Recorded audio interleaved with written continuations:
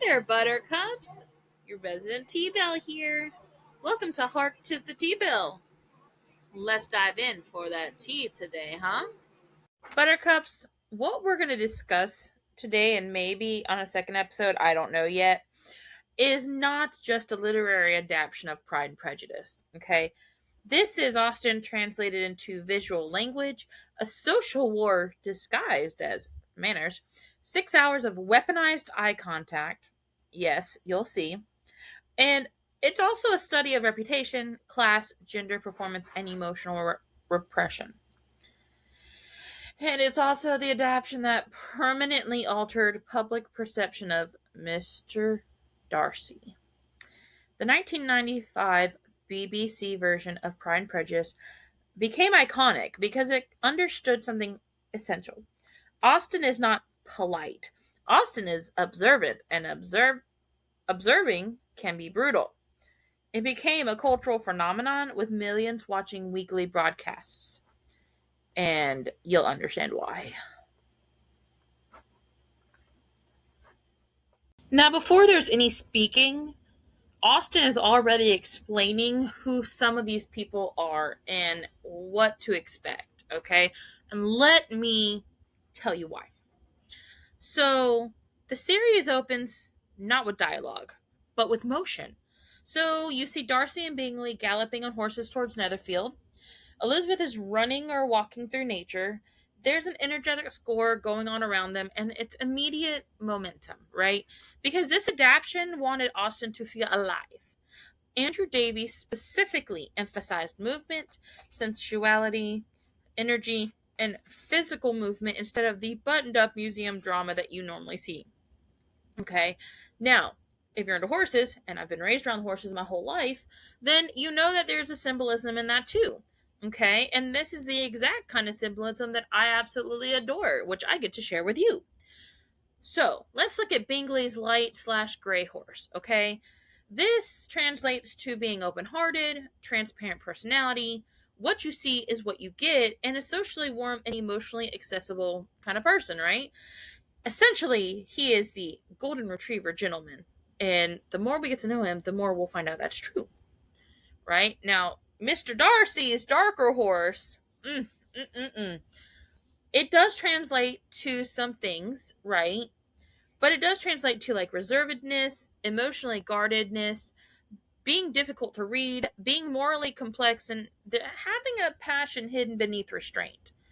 Because fans have long discussed how the adaptation visually codes the two men through horse colors before we even get to meet them. Now, Elizabeth, or the lady we see running, right? This is important. In Austen adaptations, women are often framed as decorative, right? And Elizabeth is now framed as kinetic. She's running, she's climbing, she's walking quickly, she's getting muddy, and she's entering spaces with energy.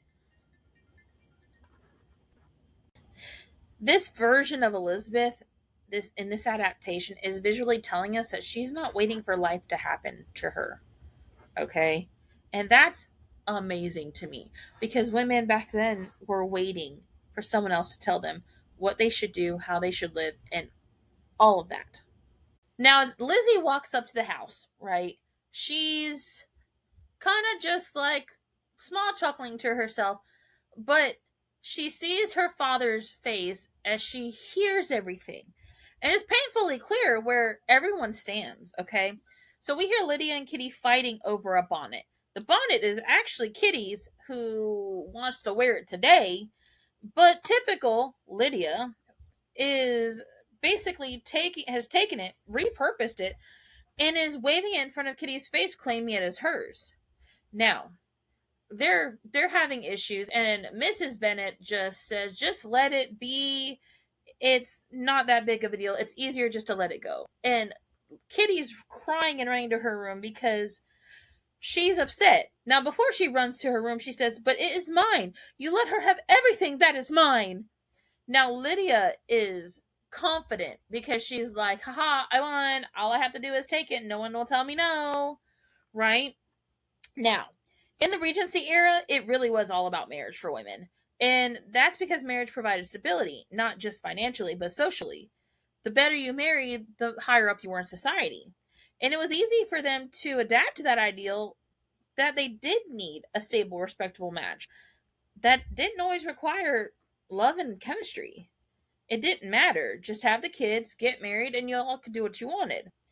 Now, it's also very, very clear when we find out that Netherfield Park is let at last. So the family's leaving church when Mrs. Bennet announces this news, as if it's already written in the society papers that this man, this mysterious man of £5,000 a year, is going to pick one of her daughters for his wife. Okay, now this mysterious Mr. Bingley is arriving at a wonderful time. For a single man in possession of a good fortune must be in want of a wife. And here's where we can see more of the dynamic between Lydia and Kitty, because Kitty follows Lydia's lead when Lydia jokingly says, "Invite him to choose me." And so you can see that they fight, but Kitty is the follower. Okay. Now, Mr. Vent, his main activity goal in life is to vex his wife. And he does this well, because in this moment he vexes her greatly by sarcastically suggesting that she go with the girls to visit him first, or heaven forbid, by themselves. But then he continues to suggest that Mr. Bingley might miss Mrs. Bennet best of the party. Now, Mrs. Bennet is absolutely scandalized. She's distressed. He's not taking this seriously, and she is taking her husband at his word. And this is why she cultivates hysteria so well. And so they're all in the room sitting, and you see Mary kind of before that just not rolling her eyes, but going, "Really, Mom? Just really?" And so he makes some comment about, he makes a comment. But then he says something that shows us a little more about him in the few minutes we've seen him. "They're all silly and ignorant like other girls. Well, Lizzie has a little more wit than the rest, but then he may prefer a stupid wife, as others have done before him. There, will that do?" This line tells us that Lizzie is probably his favorite. Okay? Now, that doesn't mean that he takes everything that she says as, very important, because she is still a woman, but maybe he just thinks that he knows more. He knows best, and sometimes some things just aren't going to be a big deal, right? Now, did anyone notice when they watched this how Mrs. Bennet immediately speaks to Jane after Mr. Bennet vexes her, right? And this is where Lydia the Youth shines through, because Mary is trying to find the silver lining. And Lydia rolls her eyes as Mary is trying to be positive about this whole thing, right? Now, later, Jane and Elizabeth are getting ready for bed. And we see the clear position of both ladies on the idea of marriage. Okay? So, Elizabeth states, "If I could love a man who would love me enough to take me for a mere £50 a year, I should be very well pleased. Such a man could hardly be sensible. You know I could never love a man out of his wits." This is where Lizzie is making it clear that her expectations of marriage are boundaries she is refusing to weaken. Okay? And Jane speaks up, and she says, "A marriage where either partner cannot love or respect the other, that cannot be agreeable to either part." And Lizzie comes in with, "As we have daily proof." Now, they have seen what it's like to be married to someone that you neither like nor respect very well. Okay? Now, that doesn't mean that Mr. Bennet and Mrs. Bennet don't love each other. They just clearly are different people, right? And then we also have to remind ourselves that the entailment of this home is going to make things difficult for this family with 5 daughters. Because remember, entailment meant that the family home that you could have for generations goes to the next male heir, i.e., if you didn't have a male heir of your own, it went to the next male heir, i.e., this particular situation means that the house does not go to the daughters, okay? It does not pass to the eldest Jane. It goes to the next male relative, which we'll meet in episode 2, and you will probably laugh, okay? And you can also see how Lizzie sees herself versus how she sees Jane. She knows Jane is the Regency era it girl, okay? Because she describes Jane as 5 times as pretty as the rest of them with the sweetest disposition. And Jane truly just wishes to marry for love. And Lizzie is her hype woman. And she hypes her up. So she says, yeah, you're going to marry a good fortune for love. And you're going to have 5 kids. I'm going to teach them how to sew and embroider and do all these things.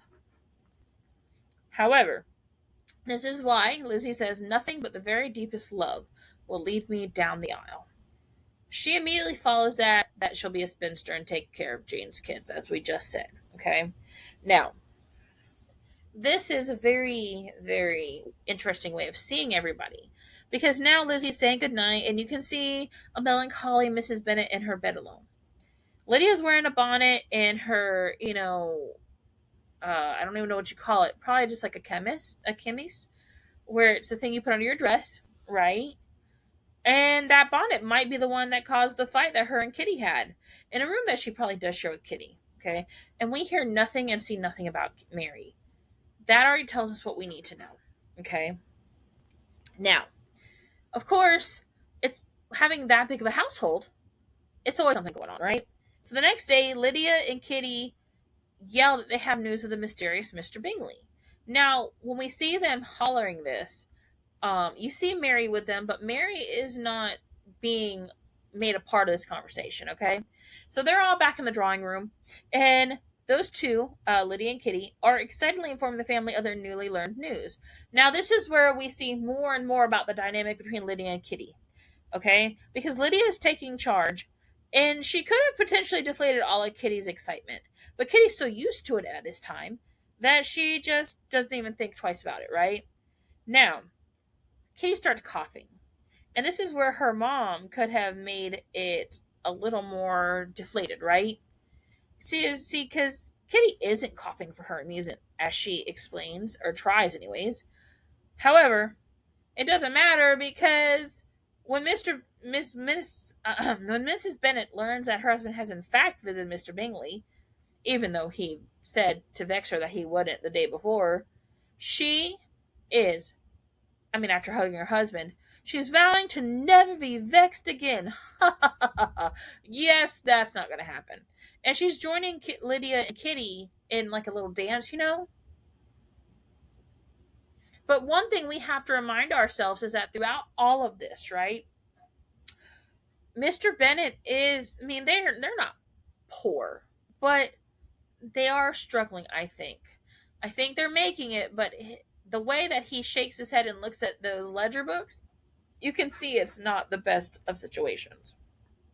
Now let's go into like a little deep dive of the family of who we've met so far, okay? Because these characters endure because Austen refused to let anyone remain simple. So, first, and this doesn't go in order by importance, we're just going to go in order by the speaking, okay? So, Kitty Bennet. She is basically Lydia's satellite moon, okay? She copies Lydia constantly. She's following the louder personalities. She lacks confidence, and she absorbs the emotional tone around her. But why does she matter? Because she is impressionable. And Austen shows how personality can be shaped by your environment, your sibling dynamics, and your attention economies, right? And this means that really Kitty isn't malicious. She's just very influenceable. Okay? Now, how do we know this is true? Because at the end of the novel, once Lydia's influence is lessened, Kitty actually improves. Okay? And that quality is actually where Austen is suggesting that people are not fixed forever in one way. Okay? Now, Kitty Bennet is what happens when your entire personality becomes group chat peer pressure. Okay? Unfortunately, it's true, but you'll see as we continue through this very detailed deep dive that is true. Now, the actress who plays her, Polly Maberly, she plays Kitty with nervous energy, giggly immaturity, and constant social dependency. This adaptation is emphasizing how easily she gets swept up in Lydia's chaos. Okay, So let's go to Lydia, because Lydia is, wow, Lydia's your typical youngest in a lot of ways, especially when you have such a big family. See, Lydia is funny, she's reckless, she's impulsive, flirtatious, she's attention seeking. She behaves like the story is a romantic comedy while Austen knows it's actually social horror. Now, she matters because Lydia is the clearest example of what happens when women are taught performance instead of judgment. Because she is performing, isn't she? She confuses male attention with power, she mistakes flirtation for freedom, and she treats reputation casually.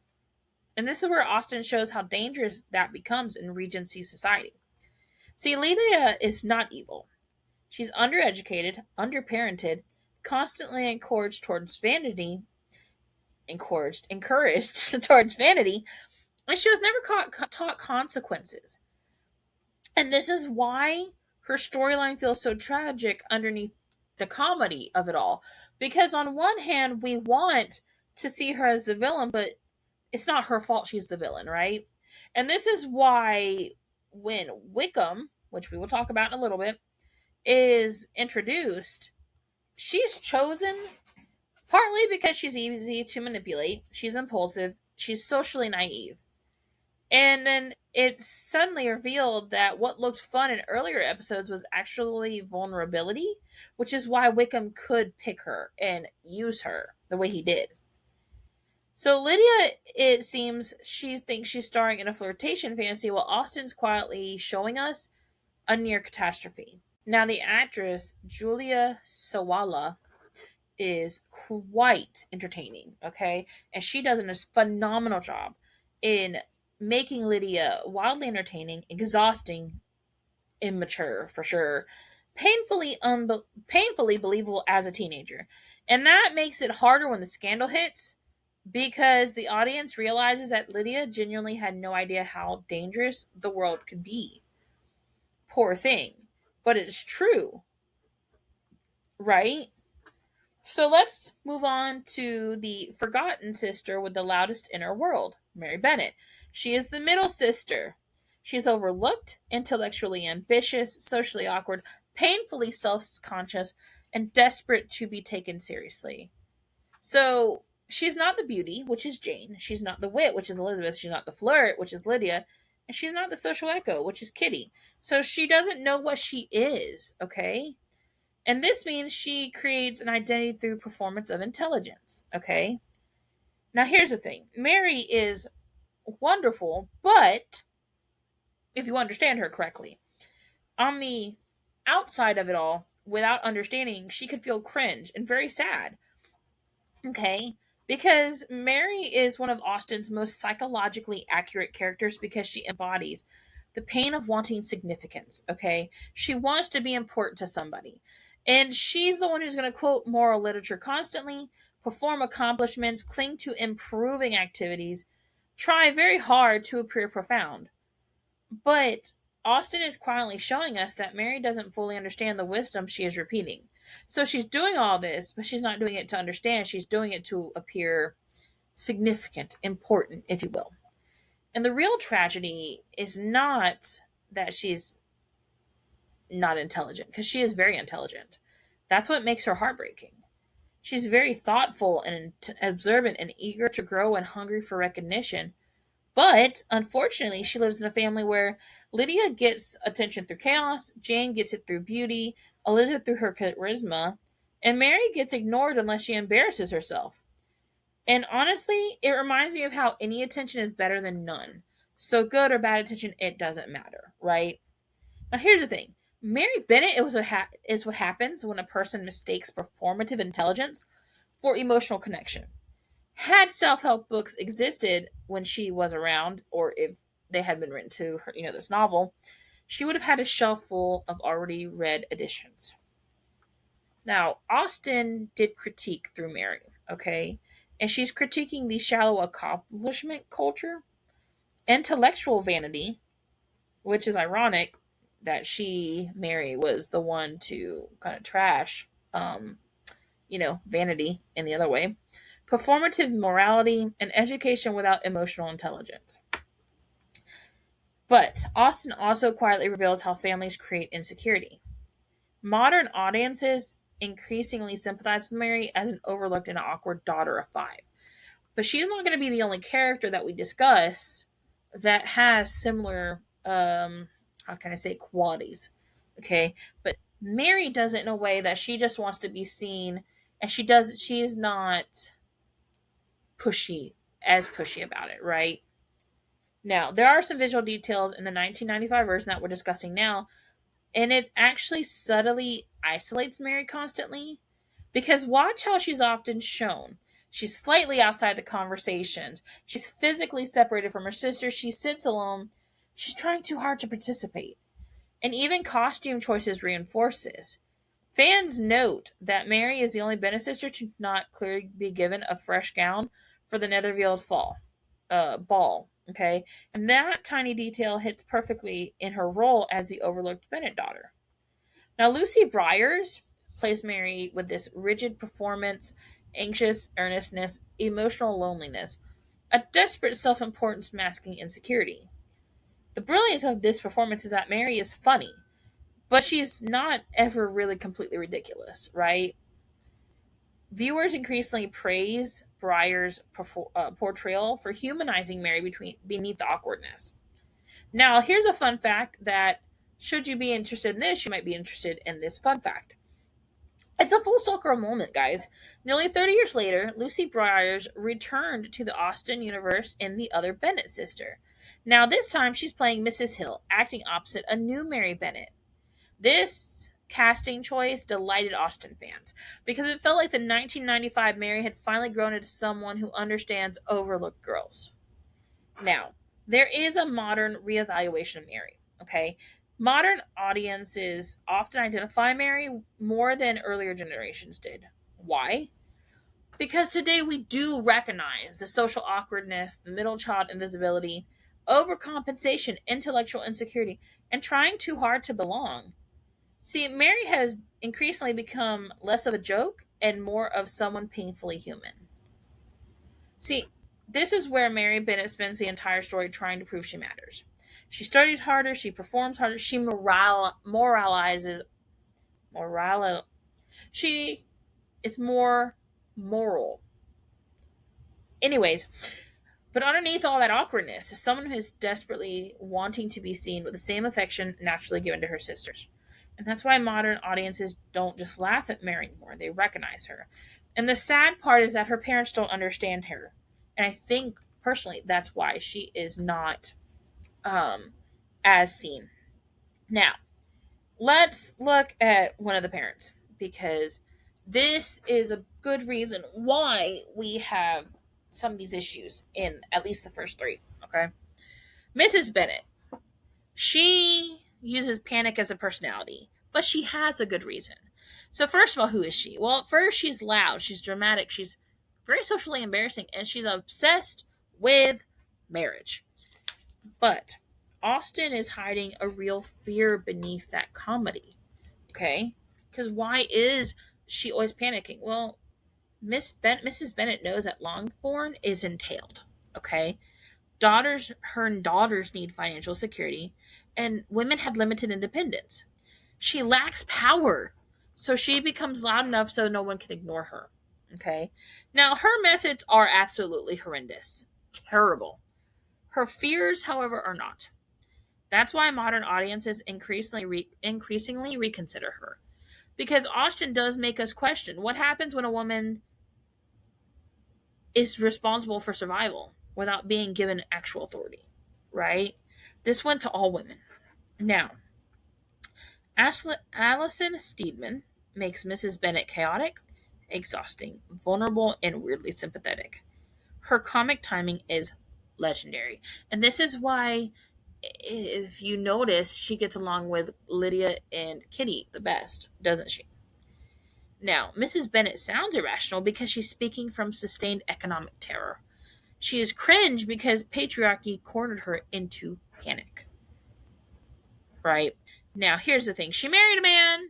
She married the funny man who hides from responsibility. Now, Mr. Bennet initially appears as witty, sarcastic, observant, and emotionally detached. But he's often the audience surrogate because he sees absurdity everywhere. But Austen is slowly asking us what happens when intelligence becomes avoidance. We will see that later. See, the real problem is that Mr. Bennet retreats. Whenever chaos happens, he usually chooses books over parenting, sarcasm over intervention, observation over action. And this is why it becomes catastrophic with Lydia. And so this is where Austen quietly suggests to us that intelligence without responsibility is actually negligence. Now, why does he hurt on the rewatch? Well, the first watch, you're like, man, he's hilarious. Ha ha ha. And then later you're like, okay, why is Elizabeth parenting herself? He loves Elizabeth deeply. I believe that that is his favorite daughter, to be fair. But he simply fails many others. And he does actually kind of fail the family, even though Elizabeth does, try to help the family. But that's something we'll see later, okay? Now, Austen isn't really necessarily critiquing bad fathers. She's critiquing passive fathers. These are men who mistake cleverness for wisdom, cynicism for insight, and disengagement for superiority. Benjamin Whitrow gives Mr. Bennet dry wit, visible exhaustion, hidden regret, and a quiet tenderness towards Elizabeth, probably because he relates to her, right? His performance makes Mr. Bennet more tragic than some adaptations because Mr. Bennet sees every problem clearly, except the ones requiring him to act. This is where we learn that Austen loves witty men, but she does not automatically trust them. And why should you? Right? We've discussed the three youngest siblings and the Bennet parents. And we need to discuss the two eldest now to understand truly the dynamics that run in this family, okay? Now, remember, I called Jane Bennet the Regency it girl, okay? Now, the idea of her is kindness is strength and risk. It could be a little bit of an oxymoron in that statement, but the thing is that as the ideal Regency woman, does goodness become passivity? Is emotional restraint dangerous? And does society reward women for silence? We can answer all those questions a little bit later, but let's figure out who Jane is herself, okay? So Jane is beautiful, she's gentle, she's optimistic, she's emotionally restrained. Everyone calls her sweet, but Austen asks whether sweetness alone is enough, right? Now, we said risk. Well, Jane assumes good intentions repeatedly, right? And this makes her compassionate, vulnerable, good and bad of it all, right? And the thing is that there is a good and a bad in everything, isn't there? Like, we have our miscommunication issue. See, Jane is good at hiding her emotions because that's what you did. But others interpret that as indifference. And her greatest strength actually becomes her obstacle, like with Mr. Bingley, right? Now, Jane tests an uncomfortable question. Can kindness survive cynical systems? So, the actress, Susanna Harker, gives Jane a softness, emotional restraint, quiet longing. She makes Jane's silence feel intentional. Because remember, Jane Bennet isn't weak. She's living in a world that often mistakes gentleness for a lack of feeling. And the fact of the matter is this: you should never mistake kindness or um, being soft as weakness. Because Jane isn't weak, right? Because if Jane is hopeful empathy, then Elizabeth is analytical intelligence. All right? Now, this is the woman who trusts her judgment too much. Elizabeth Bennet is witty, she's perceptive, she's confident and emotionally quick. She is often framed as the smart one. And Austen complicates that with a quickness. Because Elizabeth trusts her own judgment intensely, which means when she forms an opinion, she protects it. Why does Wickham work on her? Because Wickham confirms her dislike of Darcy, her pride in her own perception, her emotional narrative. Which means that Austen is showing us that smart people are not immune to bias. Okay? Now, why is she modern in a time where it wasn't modern? Well, because Elizabeth walks alone. She debates openly, rejects bad proposals, and questions social rules. She feels contemporary because she insists on personhood. Now, her actress is amazing, okay? Jennifer brings warmth and humor, intelligence, and flashes of pride. Her version feels playful at first, but romantic second. Elizabeth's prejudice isn't stupidity, it's overconfidence in being right. Okay? Now, two sisters, same house, completely different operating systems, right? Because often Jane and Lizzie are compared, okay? So you have the Jane who says, well, maybe they meant well. To Elizabeth's, I have observations, i.e., I have receipts, okay? Now, Jane is likely to process information like gather evidence gently. Elizabeth likely processes information like I have reached a conclusion at a dangerous speed. Okay? So, their love style, Jane is going to be the one to fall in love quietly, okay? Almost immediately. You're not even going to be able to tell. Elizabeth, yeah, she's going to argue with you. That's her love style. Jane sees the best in everybody, where Elizabeth sees through everyone. And both approaches do fail sometimes, but they do have good parts too. Now, look, Jane is diplomacy, okay? She is the one you send out to, get peace. Elizabeth is verbal combat. She's the one who's going to debate your cause. All right, well, at a party, Jane is going to be the one to say, hey, everybody, you good? I'm going to make you all comfortable. Hey, would you like some pie? I.e., Ruth from Fried Green Tomatoes. Elizabeth is going to leave with 3 new opinions and 1 enemy. She's probably like the Idgie of Fried Green Tomatoes, but that's just me. And I just watched it the other day, so that's why those came to mind. Their Regency survival style. This is interesting because Jane will adapt to the room. Elizabeth's like, nah, I'm good. I'm going to challenge you. Which we will see, promise. Now, core flaws. Jane is excessively generous, okay? Where Elizabeth is excessive in her confidence and her own judgment. Now, that's not to say that it's a terrible thing. It's just a terrible thing if you are unwilling to fix what is not working, right? Now, here's where it all comes into the center point. Jane and Elizabeth aren't opposites because one is smart and one isn't. Absolutely not. They're both very intelligent. They're opposites because they make opposite mistakes. See, Jane is going to be trusting too easily, and Elizabeth doesn't trust too confidently. Okay? So Austen is giving us 2 forms of bias, and she's going to ask us which one is safer, right? Now, modern translation is Jane is going to be the friend who sends that message that says, maybe there's another side with a heart. And Elizabeth says, I have screenshots. And here's the thing. I would like to think that I'm a mix of both of them. Because holy crap, I would say both of those things. Now, what Austen might be doing is she's creating a balance, okay? See, Jane teaches us empathy, patience, generosity. Elizabeth teaches us skepticism, independence, and self-respect. So neither sister is presented as perfect, but together, they are a perfect argument for balance. In short, Jane sees humanity at its best, Elizabeth sees humanity as it is, and Austen spends a novel showing why both perspectives need each other. So, that's just the facts of it all, though. If you've ever watched it, you already know this is what it does, right? And I think one of the interesting things of this whole thing is that this is what we do, right? As a society, you do try to figure out which is right, which is wrong, but there's not always a right and wrong. There's always a how can we maneuver this in a way that fits the situation itself. Now, if you recall, Lydia and Kitty had stated there would be a ball, or an assembly, rather, and Mr. Bingley and his crew were going to be there, okay?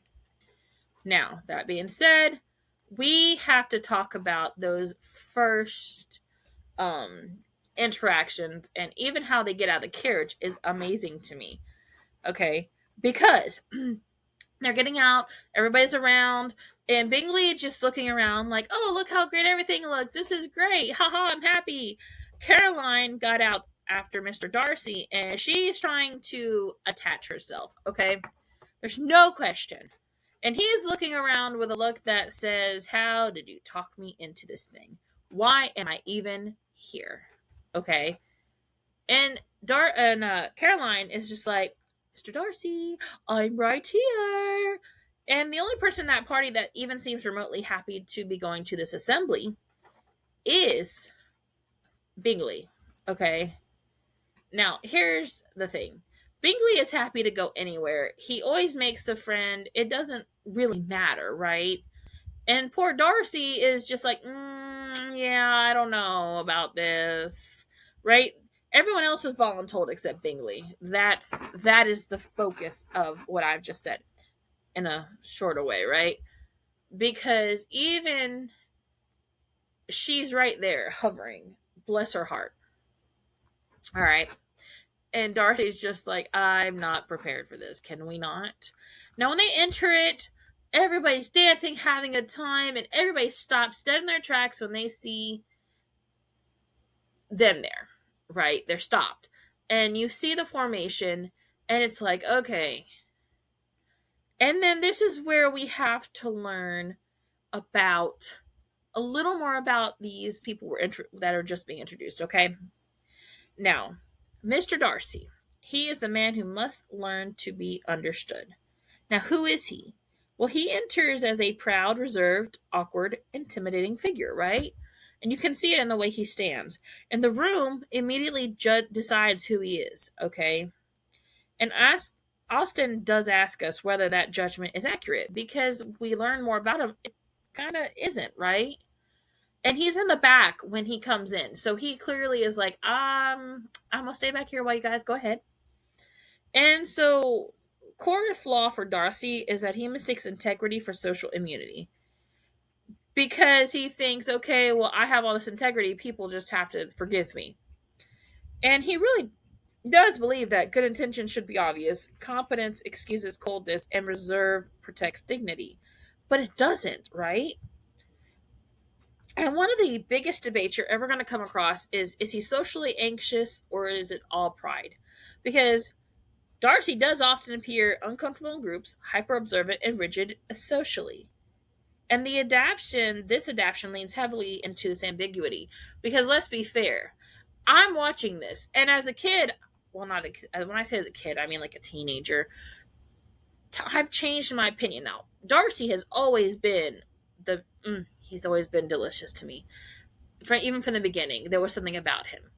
But that being said, as I've gotten older and I've watched it and watched it and watched it, like I'm watching it right now as I record this, you can see the signs of the social anxiety because I have it. Okay, now his real arc is growth, is behavioral. Okay, so he listens, he reflects, he changes his actions, he earns his ending, right? But throughout all this, we have to ask, and Austen does constantly ask, is awkwardness the same as arrogance, right? Now, Colin Firth. Oh, he builds this Darcy from eye contact, stillness, restraint, and physical awkwardness. Very little is verbal, everything is eternal. He is socially bad at being perceived, and he is still the most delicious thing in the room. Anyways, Darcy's journey isn't just about learning how to love, it's learning how to participate in humanity, right? And Bingley, the man who feels first. Because even in the first introductions to Jane in the assembly, you can see that he has a spark for Jane, and Jane has a spark for him. But you have to know Jane to know she has a spark, right? But Bingley is Darcy without emotional armor, so he laughs easily, he dances immediately, and he trusts people quickly. That seems a little bit like Jane. Does Austen actually think Bingley is too influenceable, though? That's the question. Now, who is Bingley? Well, when he enters, he's warm, he's sociable, he's enthusiastic, and he's trusting. Everyone likes him instantly, and that's intentional. Bingley is too permeable. That is his flaw. He absorbs his friends' opinions, his sister's anxieties, and social pressure. So he trusts others more than he trusts himself, which is sad. because, he could be a more well-formed individual, but that's why he's friends with Darcy, because they become better towards the end, right? Anyways, so Darcy and Bingley together matter. See, they're mirrors, aren't they? Darcy struggles to trust people, Bingley trusts everybody, and they both need balance. Now, his real arc, Bingley eventually learns that affection requires action, certainty matters, and outside voices should not dominate decisions. Now, Crispin Bonham Carter. He plays Bingley with puppy energy, open expressions, visible sincerity. He feels emotionally accessible immediately. Bingley's problem isn't a lack of feeling, it's outsourcing his decision making. That's his issue. Okay? Because with Bingley, he has Darcy, who doesn't trust anybody, right? Then he has two sisters. The first sister is Louisa Hurst. Now, this is another similar, now that we are analyzing more and more, I see new things. And truthfully, their families aren't all that different between Darcy and Elizabeth, because Louisa Hurst is often overshadowed by dun dun dun Caroline, which is actually part of her characterization. So Louisa represents passive class conformity, inherited snobbery, and social echoing. She mostly reinforces Caroline's opinions, laughs at the correct moments, and you can't see me, but I did air quotes for the correct, and she supports elite gatekeeping. Now, why does she matter, though? Because Louisa shows how class systems sustain themselves socially. It's not always through villains, but through people who simply go along with the hierarchy, repeat prejudice, and normalize exclusion. Louisa Hurst is the social equivalent of reposting elitism without adding commentary. And her actress, Lucy Robinson, she plays Louisa with amused superiority, polished boredom, and passive-aggressive elegance. She's quieter than Caroline, which somehow makes the snobbery feel even more normalized because she doesn't have to be loud about it, right? So, if Louisa is equivalent to, say, Kitty, Caroline is equivalent to Lydia. So, Caroline Bingley is one of Austen's greatest studies in social performance. She's intelligent, she's polished, strategic, class conscious, and deeply insecure beneath the elegance. Her real problem, though, is that Caroline believes worth must be performed. So everything is curated. The speech, your posture, your friendships, accomplishments, romantic strategy. And then Elizabeth arrives. Okay? She's muddy, playful, authentic, and people are drawn to her anyways, and that absolutely terrifies Caroline. See, Caroline isn't just jealous, okay? Because that could be so simple. But Austen wasn't simple. She is confronting the possibility that authenticity may matter more than elite performance. And that would destabilize her entire worldview, okay? Caroline Bingley is what happens when a woman turns herself into a luxury brand. And her actress, Anna Chancellor, makes Caroline razor sharp, hilarious, elegant, and visibly simmering at all times. This performance is beloved because Caroline is never cartoonish. She feels socially real, and that's what happens. Now, the first introductions when they are at that assembly. Bingley is Bingley always, and he is respectable and kind, and he is a golden retriever. He's also clearly smitten with Jane, and Jane is also clearly smitten with him. Okay. Darcy is the black cat who was basically forced to attend this function because they were all invited. And it would be rude to decline, especially due to, his class level. With Synthite, the question, even this early, as to whether or not he feels some kind of way due to his wealth. Because he is very rich. All right? And we need to discuss how rich it was, because we do not understand, okay? Now, we will find out amongst the gossip of the assembly that Mr. Darcy is worth £10,000 a year. All right? And we're going to play a game called Historical Math. If you found 10,000 gold pounds in a dusty Regency era trunk today, what would it be worth? Well, if you plug it into a standard inflation calculator, it'll tell you about 1.1 million. That's a lot of money, right? Now in 2024, because this is a little bit older, £1 million is nice. It gets you a sleek flat in London, a car that parks itself. But in 1815, that same 10 grand didn't just make you rich. You were untouchable. Okay? Now, to understand why, you have to look at what people actually earned. A housemaid back then was scrubbing floors, maybe £10 a year, just 10. That means if your maid wanted to save up to the £10,000 you have sitting in your bank account, she'd have to work for, get this, 1,000 years. When you have 1,000 years of labor sitting in your pocket, you aren't just buying stuff, you're buying time. Specifically, every second of your own time for the rest of your life.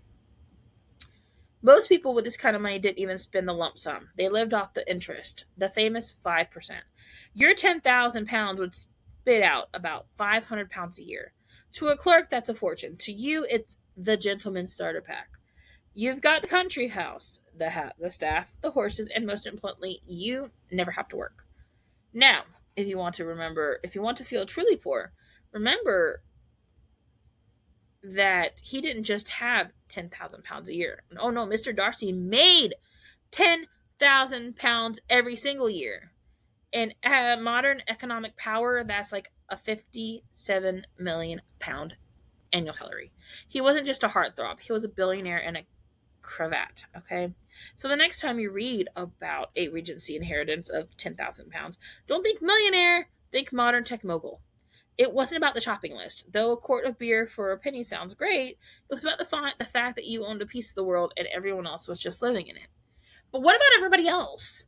So let's look at the Regency income scale, because that helps us see, really cinch what we know about his £10,000 a year. All right, £50 a year. A farm laborer or junior maid. You're living in a cottage, eating mostly bread, and a single pair of new boots is a major financial decision. Okay? 100 to 200 pounds a year. So you're the middle class here. You're a curate, a school teacher, or a successful shopkeeper. You're respectable. You might have one maid of all work to help you with chores, but you're definitely doing your own grocery shopping, okay? Now, say you have 500 pounds a year. That's the comfortable life. This is the person living off the interest of that 10,000 pound inheritance. You are a gentleman or lady. You don't work, you have a couple of servants, and you're invited to all the right parties, but you're constantly checking your bank balance. £1,000 a year. You are the status symbol. You have the private carriage. You have a butler. You are the big fish in a small country village. Now, remember, Bingley had £5,000 a year, and he was the power player. This is serious money. Okay. So you likely own a massive country estate with hundreds of acres of tenant farms paying you rent. You don't just have a butler. You have a household staff. Housekeepers, multiple footmen, grooms, coachmen, a French chef, etc. The London house. Now, while the person with £1,000 a year rents a house for a social season, you likely own a permanent mansion in a posh London square, like, Grosvenor Square. And in modern comparison, in terms of modern economic status, this is like having a $28 million income. £28 million income, sorry. And then there's Darcy, the top 1.1%, the 10,000 year pound. Essentially, you are a local king. You have multiple estates, political influence, and more money than you could ever possibly spend on silk waistcoats and champagne. Okay. Now, here's the thing. After the assembly discussion is so different from either house. So the Bennets are in there just talking about Bingley and how he was so smitten with Jane, and she goes as far as the lace of other women's gowns, and Mr. Bennet's like, I'm done. You can stop here, right?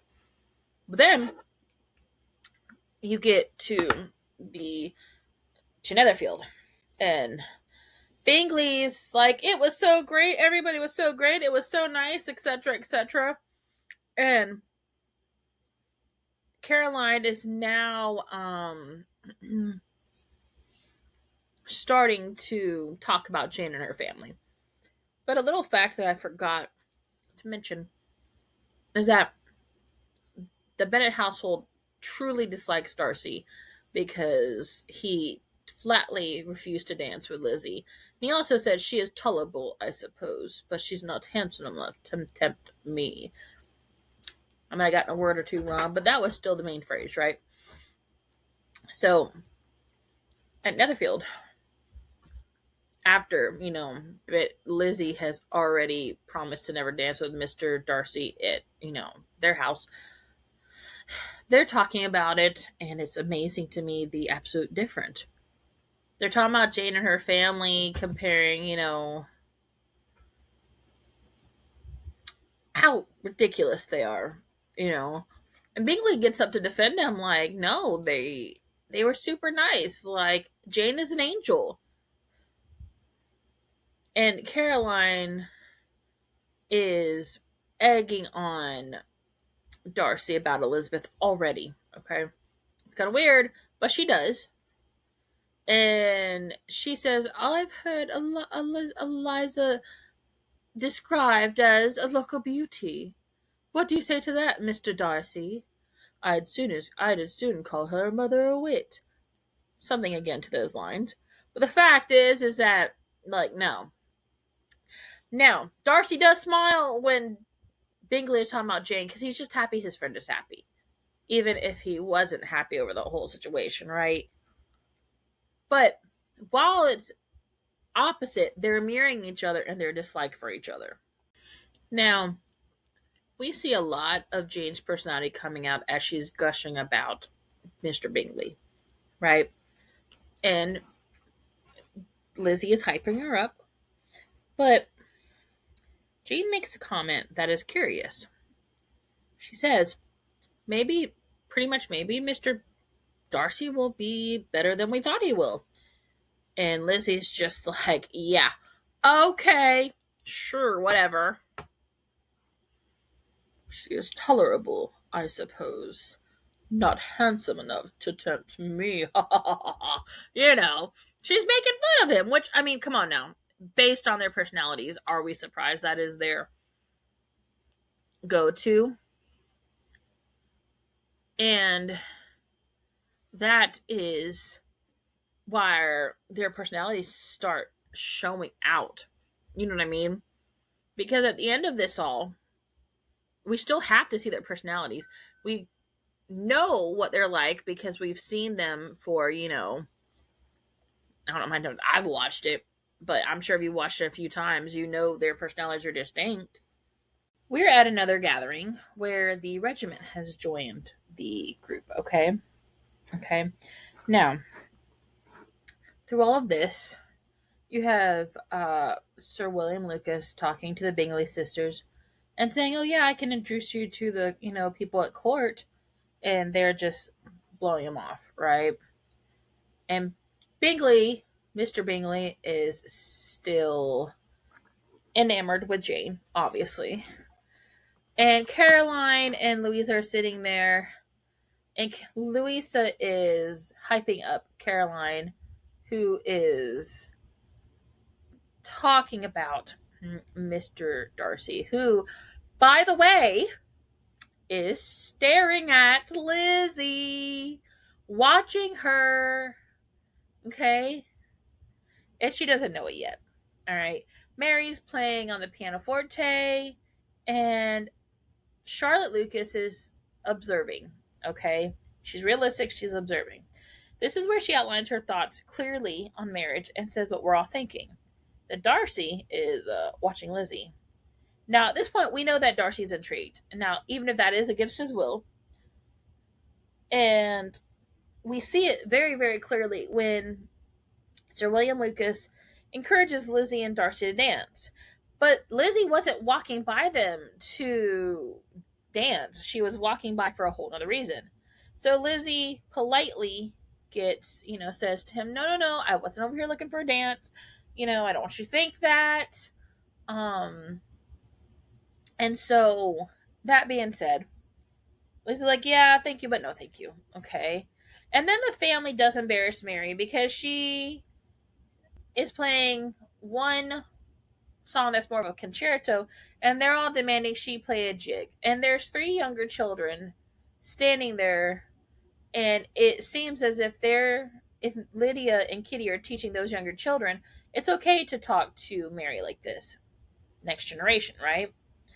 So all the kids are dancing, and a little while later, Caroline sidles up to Darcy, hoping to get him to maybe admit he has feelings for her or something. But what happens is completely opposite. Okay.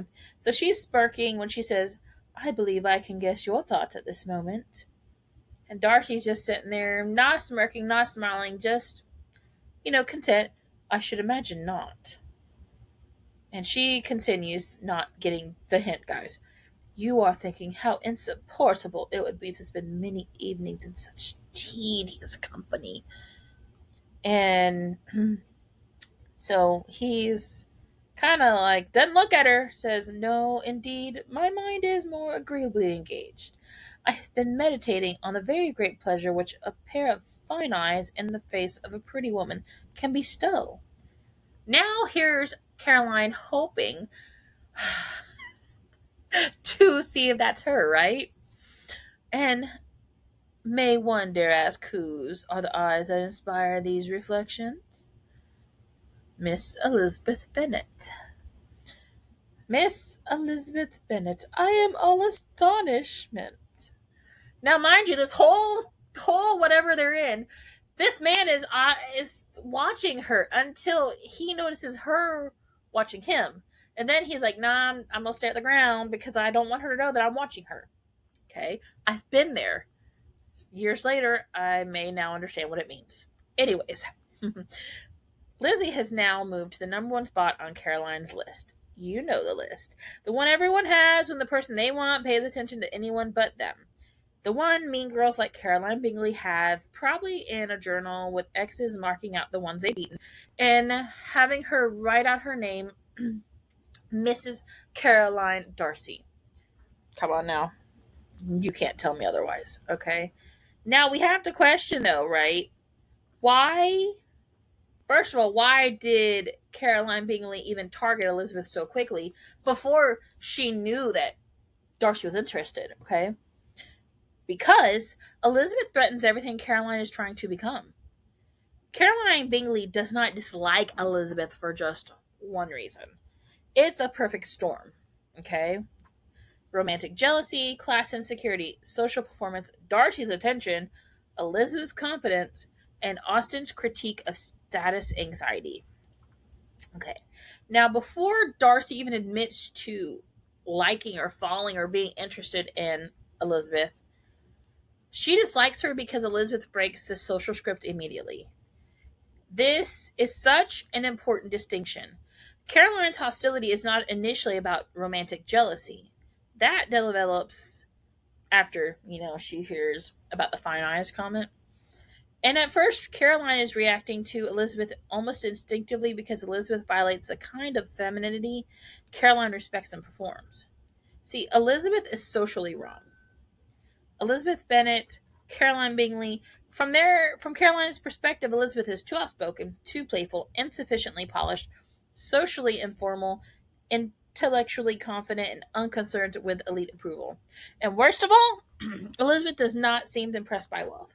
And that's a huge thing because Caroline's entire social identity revolves around status, refinement, elite performance, and aristocratic aspiration.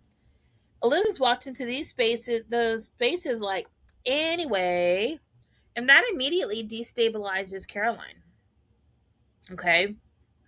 Now, once Darcy does become interested in Elizabeth, Caroline is going to go into psychological warfare mode because Caroline has likely assumed Darcy is the ultimate social prize. She is socially appropriate for him, and proximity plus refinement equals eventual marriage. That's when Elizabeth appears and derails her whole plans, okay? Now, Caroline is deeply class insecure. The Bingleys are wealthy, but they're new money. Charles Bingley's family made money through trade, not inherited aristocratic land. Sorry about that, y'all. That means Caroline is obsessed with appearing refined, elite approval, aristocratic validation, social climbing. Darcy represents access to real upper-class legitimacy. And Elizabeth threatens that aspiration because she ignores social hierarchy, refuses performative elegance, speaks too freely, and doesn't defer correctly. And another reason is that Elizabeth can't be controlled. We know this. Caroline understands social rules very well, and she's going to stick to them. She expects women to flatter strategically, perform delicacy, and seek approval politely. As Elizabeth, absolutely not. She teases Darcy, she debates openly, she laughs at social nonsense, and she refuses intimidation. And that makes Caroline deeply uncomfortable because Elizabeth possesses something Caroline lacks: genuine self possession. She does not know who she is, she only knows who she's trying to be for everybody else. And Elizabeth is effortlessly charismatic, okay? This is going to drive Caroline absolutely crazy because Caroline works very hard at sophistication. And meanwhile, Elizabeth is just naturally drawing attention. She's creating emotional energy instantly. She makes people feel alive, and she's intellectually engaging without trying, okay? Caroline Bingley has spent years building a luxury brand personality only for Darcy to become fascinated by a woman covered in mud making jokes. And Austen doesn't make Caroline purely evil, okay? She's performative, she's insecure, she's status obsessed, she's emotionally strategic. Caroline essentially is someone who has internalized your worth depends on your social ranking. Now, this does actually simultaneously make her cruel and kind of tragic. Because in the real truth of the irony is, Caroline thinks Elizabeth is socially embarrassing, inferior, and unserious. But that's why kind of Darcy is now evaluating her. She's honest, she's emotionally alive, she's intellectually fearless, which means that Caroline's entire social strategy is failing if she wants Darcy, okay? Now, the 95 version emphasizes especially Caroline's sharp glances, passive-aggressive commentary, and visible irritation whenever Darcy notices Elizabeth. And this is where Anna Chancellor plays her with elegance, calculation, and simmering frustration. And this is why Caroline is incredibly entertaining to watch. Okay? Caroline Bingley doesn't just dislike Elizabeth Bennet. Elizabeth represents the terrifying possibility that authenticity might matter more than performance. And for someone who has built her whole entire identity around social performance, that's unbearable. Because remember, when we talked about like the class insecurity, class anxiety is the real root, okay? Because long before romance is entering the picture, Caroline is socially insecure, okay?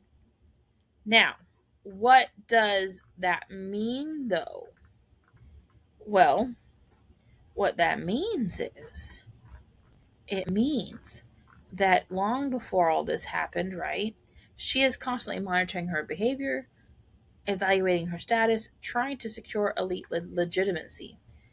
And Elizabeth represents the opposite approach to society. So she's going to say what she thinks and laugh freely and challenge people openly, and she doesn't obsess over appearing fashionable. And to Caroline, that reads as dangerous social looseness, right? Because that also means Elizabeth is going to threaten the rule book. Caroline is going to understand femininity as like performance, restraint, strategic charm, social calculation. Elizabeth's confidence feels very uncontrolled, and Austen makes this very interesting because Elizabeth is not trying to rebel intentionally. She just knows she has a strong sense of self, she values sincerity, and she doesn't constantly self-edit. And that alone makes her disruptive, okay? Because there's also a pick-me social dynamic.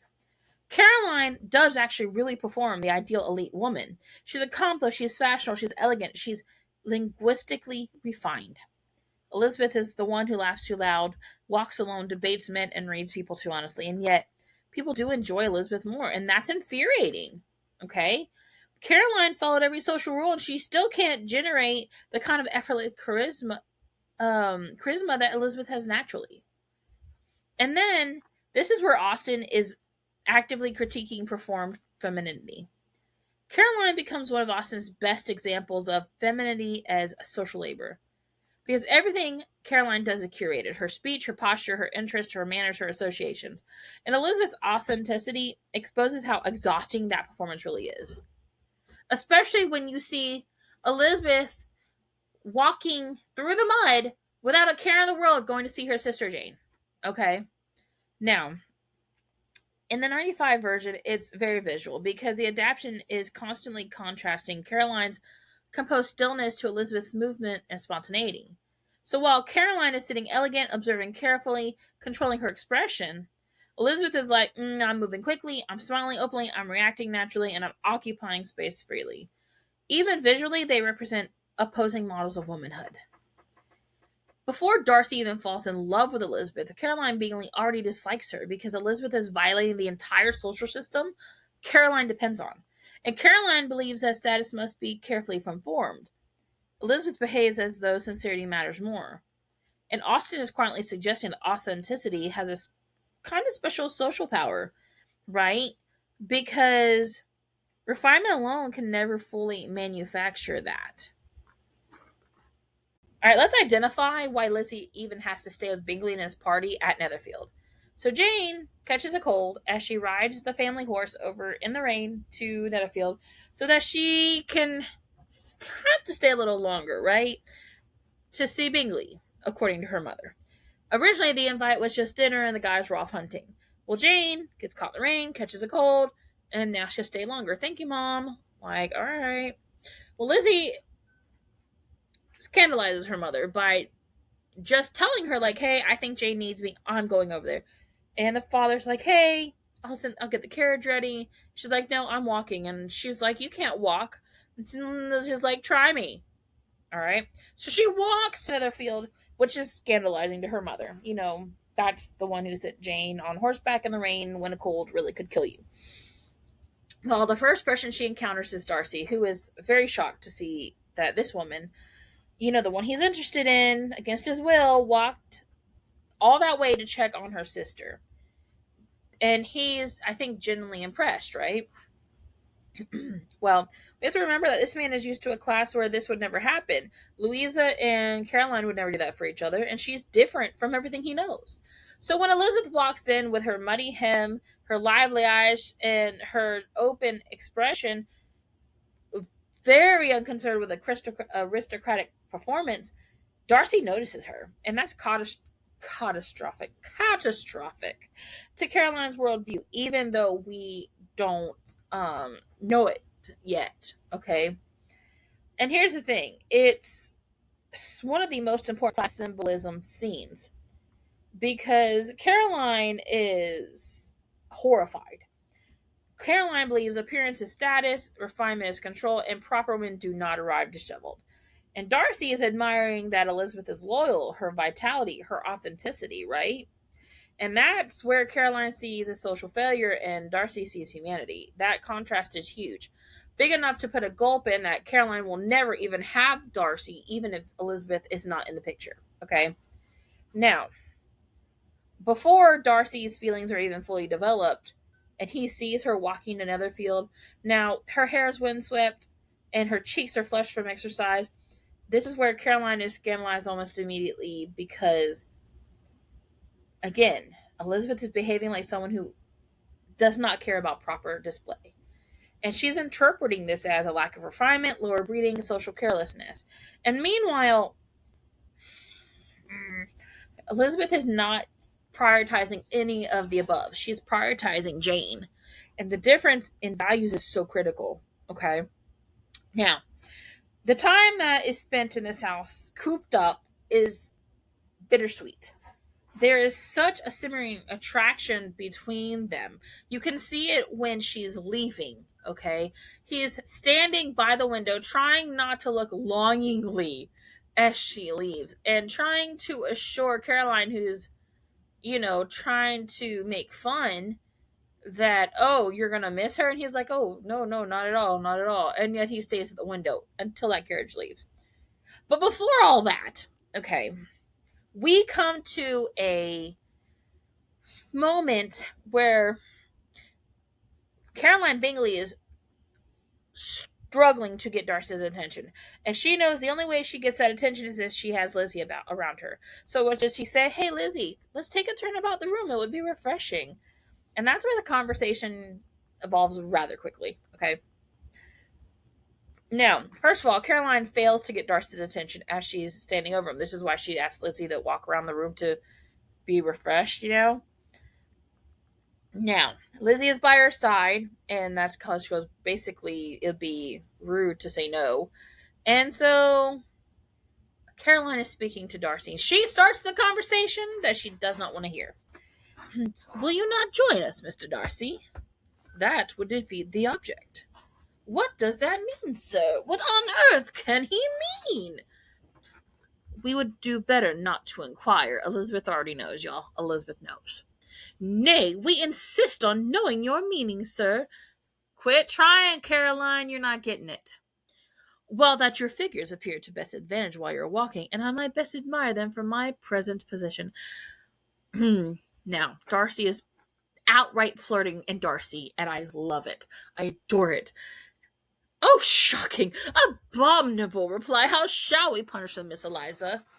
And Elizabeth is like, girl, really? Nothing so easy. Tease him. Laugh at him. Laugh at Mr. Darcy? Impossible. He is a man without fault. And here is where the conversation goes from flirtation to forced inner reflection, okay? Is he indeed a man without fault? That is not possible for anyone, but it has been my study to avoid those weaknesses which expose a strong understanding to ridicule. Such as vanity, perhaps, and pride? Yes, vanity is a weakness indeed, but pride, where there is a real superiority of mind, pride will always be under good regulation. I have faults enough, Miss Bennet, but I hope they are not of understanding. My temper I cannot vouch for. It might be called resentful. My good opinion, once lost, is lost forever. That is a failing indeed, but I cannot laugh at it. I believe every disposition has a tendency to some particular evil. Your defect is a propensity to hate everyone, while yours is to willfully misunderstand them. Shall we have some music? So much is going on here, okay? It's a verbal fencing match disguised as a common Regency-style polite drawing room conversation. These lines have two meanings, the literal and the emotional subtext, okay? Now, as a Darcy groupie myself, this man is flirting, but in the most Darcy way possible. Even though Caroline wants his attention, by bringing Elizabeth to her side, he is now focused on her. This not only angers her, which is Caroline, but it's also increasing her jealousy. And she's embarrassed, and she's realizing she's losing ground. What's ironic, in the short time Lizzie has known about Darcy, she knows more about this situation than Caroline does. And she's really trying to help her. Caroline is forging ahead, and she's ignoring all of the signs, y'all. Caroline is refusing to acknowledge the growing connection between Lizzie and Darcy, and you can see that Lizzie is reading this man like a book she left on her nightside table. Okay? We see a hidden current here. They are mentally paired off before admitting any iota of their attraction. And Caroline is eventually understanding that she is no longer a participant in this conversation. Because Lizzie and Darcy are sidestepping into their own private convo. Everyone is there, but it feels as if they are the only ones there too. And Caroline is nervous, but she admires Darcy as a man without fault, and Lizzie enjoys provoking him. And it's as if she's flirting via opposition, okay? They're pushing back as their foreplay. Attraction written almost like combat, which in their case it is. And the thing here isn't just the chemistry, because chemistry is fantastic, but you have to have more to it, right? So it's that Darcy is revealing more and more about himself through this interaction. He doesn't know he is until he catches himself, right? And he's revealing that he does have difficulty in trusting people. He shuts down once he's hurt permanently, which I get, and his fears of losing control and being ridiculed are very prominent, okay? I understand each and every one of these, and as a part of the audience, we can see it for what it is. But when you're in the middle of a situation like that, like Lizzie is, she just sees the pride, judgment, and emotional coldness. She can't be wrong. You know what I mean? And he's actually pushing back with the line that tells us that he thinks she judges too quickly. And I'm super proud of him for that, because that also tells us that he's initially telling her, like, look, you enjoy misreading me. And he's not wrong. And that's why this scene is so wonderfully written. And they're very perceptive, both of them. And they are so adamant about being correct on what they think is right, but they're so wrong about each other. Now, this is where Caroline is directing the room to a more socially approved topic. You know, the thing that she has moved her, like, centered her life around. something structured she can control, but that doesn't change the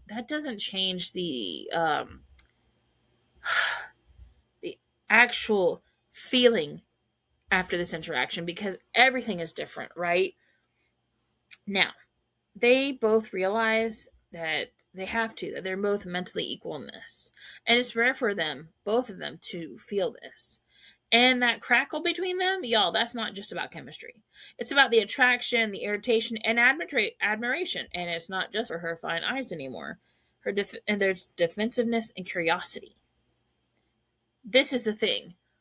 They are the ones who are going to debate, because they are into it and not because it's fighting. But because we know how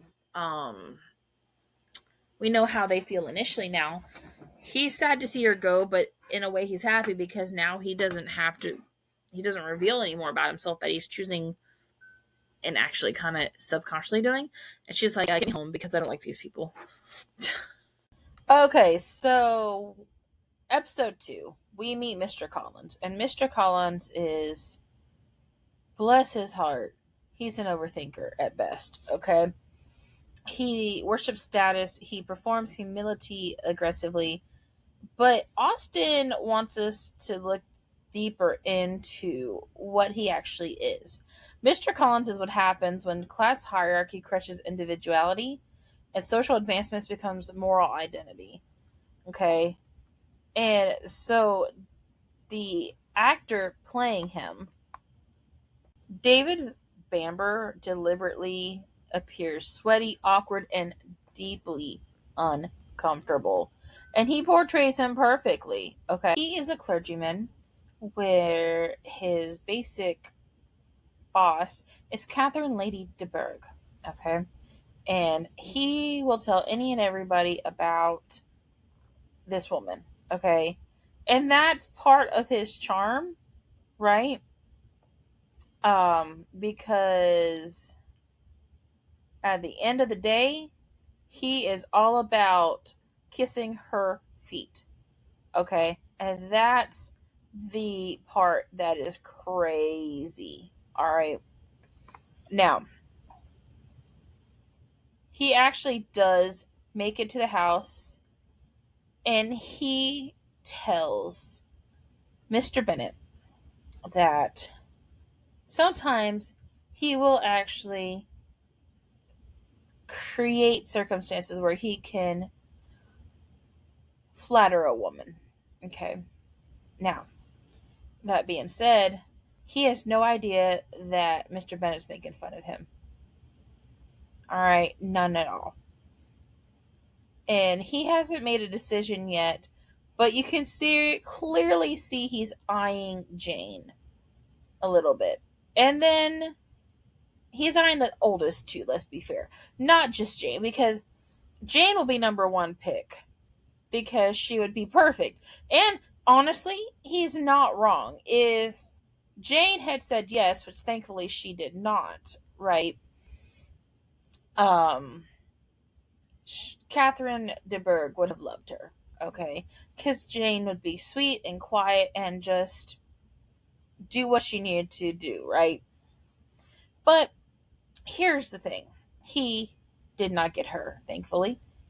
And Lizzie would have been a horrible choice, as we learn that, Lizzie will clash with Lady Catherine de Bourgh in more ways than one, and in ways that Mr. Collins could never have foretold, right? And that's part of the allure of this whole situation, isn't it? Now, when Mr. Collins goes to Mrs. Bennet and says, hey, I would like to marry one of your daughters, because then at least, you have the family home, he goes for Jane. And Mama Bennet's like, no, Bingley was here first. And so he goes, you know what? I got this. I'll take Elizabeth. And now he is actively seeking her out. And she is trying to be nice. But this man has no chance with Elizabeth Bennet, because even with the way that they walk to town, he's not prepared for all her gumption. He's over here talking her ear off when honestly he should have gone for Mary. But I understand why he didn't go for Mary. Okay. But Elizabeth's just being polite, even though I know it's really hard for her. Her eyes are like, just kill me. Just take him away now. Go away. Go away. Bye. And he's thinking that he's been accepted. He's merely being tolerated. Okay. Now, they make it to town, and then we meet another core player of our our group. Obviously, Kitty and Lydia are looking for things in the town. Lydia is looking for the men, and Kitty is looking at the bonnets. And anyhow, this is where we meet Wickham. And Wickham is the complete opposite of Darcy. And that is in every way. Okay? Everybody has a Wickham, and we all know what a Wickham is. Unfortunately, though, in one of the ways that he is opposite of Darcy, he is open, and he is a very good storyteller. And that is where he will be able to entice Elizabeth. Because if we think about it, Elizabeth is the type that it's what she sees is what she will believe. See, when she saw Darcy, she sees prideful and arrogant. But when she looks at Wickham, he's open and quote-unquote honest, right? And Wickham succeeds because he understands that reputation culture is a thing. He knows how to charm, he weaponizes vulnerability, and he tells emotionally satisfying stories. So he's a good storyteller. And here's the thing. It is immediate that Lizzie finds herself liking Wickham. And Ben, Mr. Collins is standing there with Mary feeling left out, right? And when we see the way the interaction between Mr. Darcy and Wickham should tells us so much, not should, it does. Darcy's not here for it. And once we hear why, I mean, do you blame him? Right? But this makes us wonder, too, why do people believe attractive liars?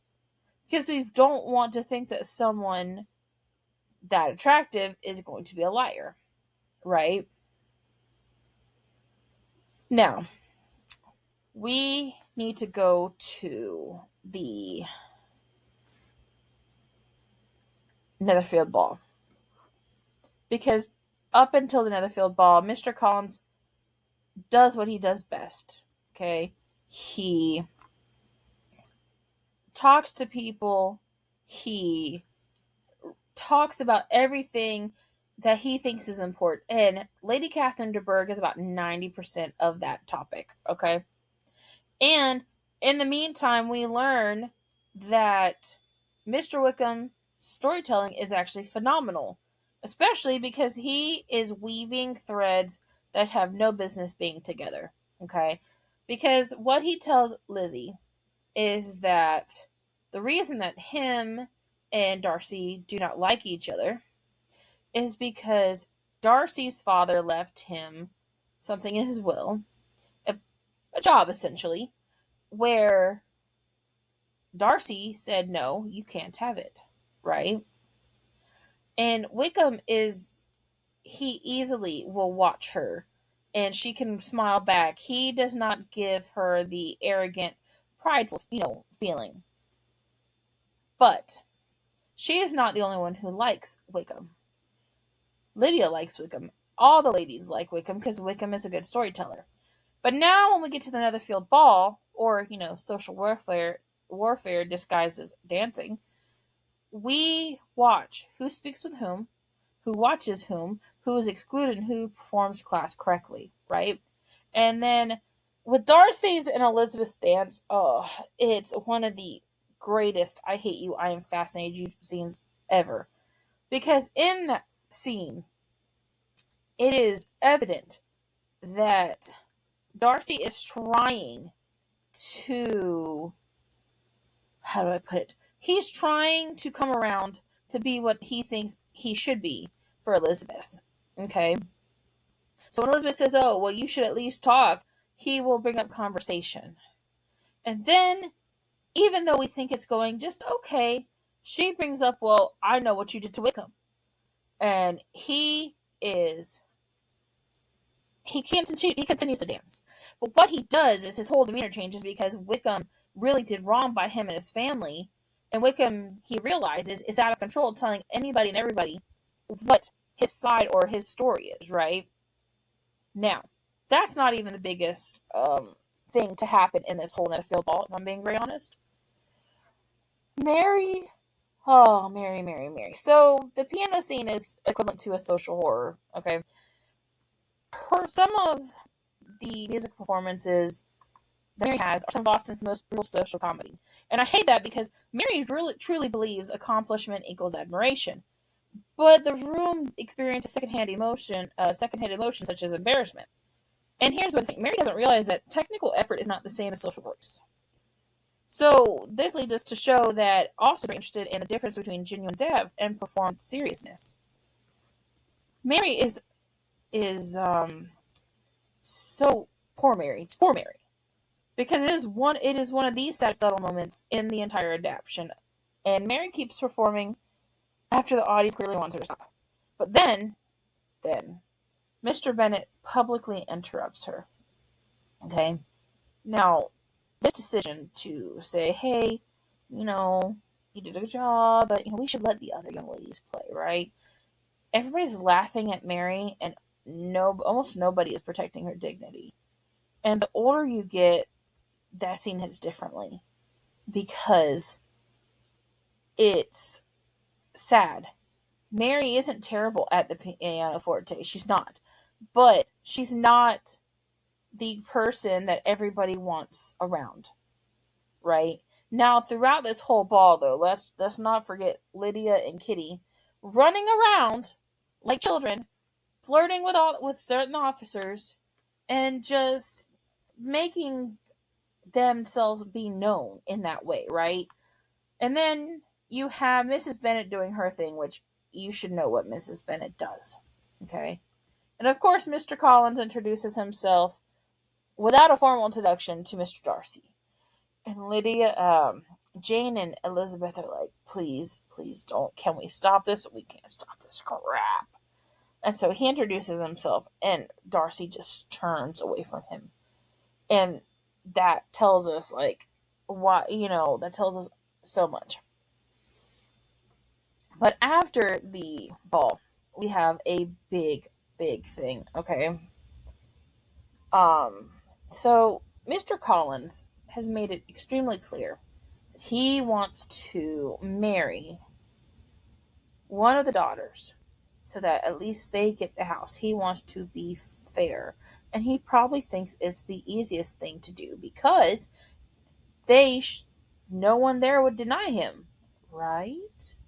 If you haven't figured out, Buttercups, I could talk all day about this particular topic. And instead of giving you a 3-hour rundown on what is a 6-hour movie, at least, ...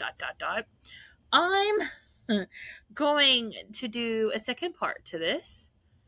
And we are going to begin after the Netherfield ball when Mr. Collins proposes to Lizzie. You'll want to hear this, I promise. So, until that next episode, I will see you later.